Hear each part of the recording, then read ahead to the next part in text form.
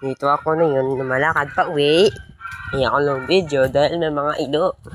Bato check.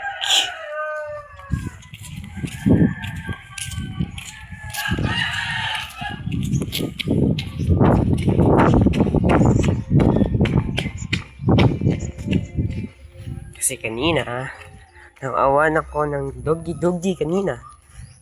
So, ito na yun ang tamang panahon.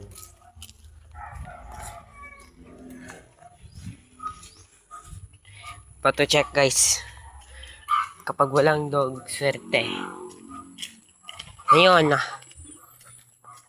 gumante tayo sa mga dog kanina. Nag-aw sa akin. Okay, good. Walang nito. Swerte! Kaya na guys, ayun na. Bye-bye.